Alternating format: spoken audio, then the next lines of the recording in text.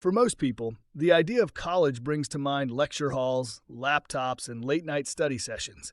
But for incarcerated women, especially survivors of trafficking and violence, higher education looks very different. It's not about campus tours or dorm life.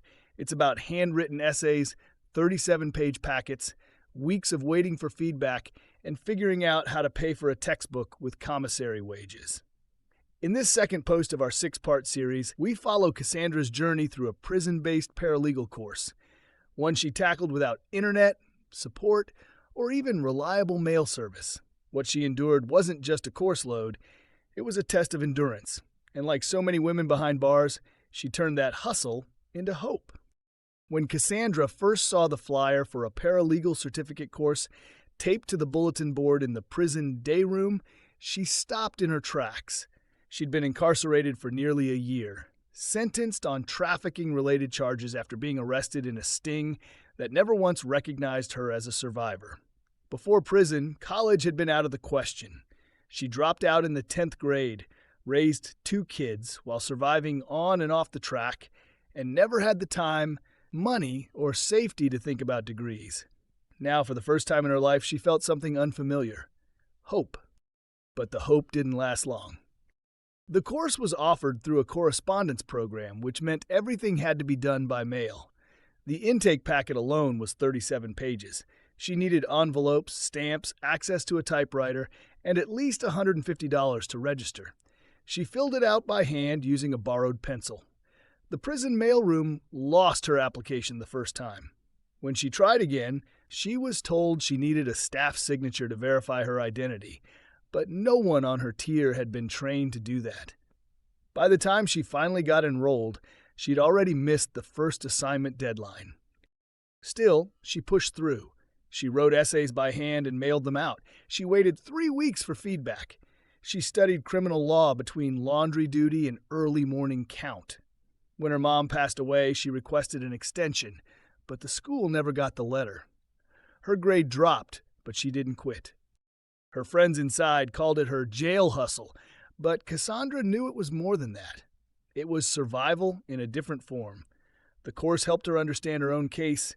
It helped her write better grievances. It helped her believe that one day she might work for justice, not just survive its absence. Cassandra's story is not unique. In fact, for many incarcerated women, especially survivors of trafficking and gender-based violence, prison is the first time anyone even suggests they might be college material.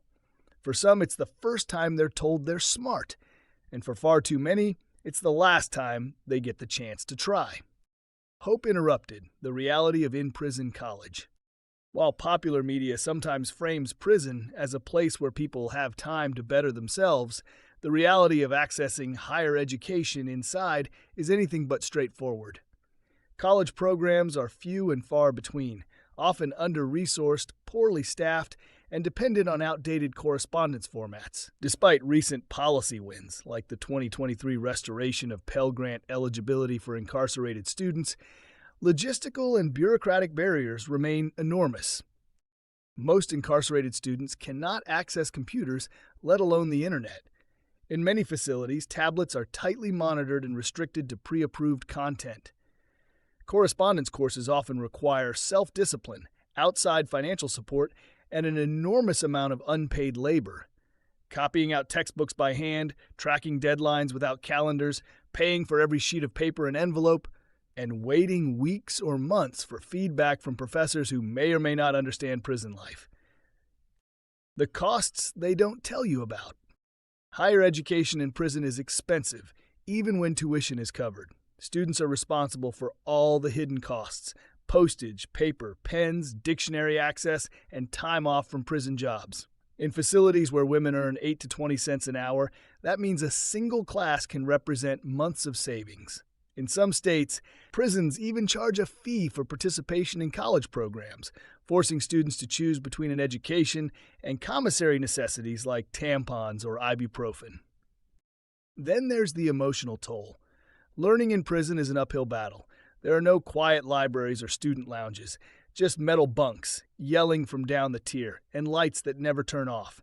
Classmates disappear without warning, transferred, disciplined, or released. Professors who teach by mail rarely account for trauma, grief, or the raw emotional exhaustion that incarcerated students carry. And yet, despite all this, women persist. Outside help is everything. For most incarcerated students, success is only possible because of outside allies, pen pals who proofread papers, family members who send in stamps, or advocacy organizations that fill in the gaps. Programs like Swap Behind Bars' Paralegal Scholarship Initiative not only fund tuition, they offer mentorship, encouragement, and belief. That belief is often the first and most powerful intervention in a life full of systems that said no at every turn. These partnerships matter. A single scholarship can change someone's trajectory not just because of the job they may get, but because of how it reframes their identity, from offender to scholar, from survivor to advocate. The bigger picture, education as liberation, not rehabilitation. It's time we stop framing education in prison as a bonus or reward for good behavior. It is not a privilege. It is a tool of liberation, especially for those who have been systematically denied access at every stage of life.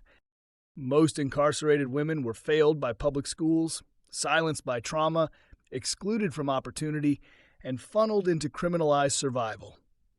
College isn't a luxury for them. It's a chance to reclaim their stories, heal their communities, and build futures that were never made with them in mind.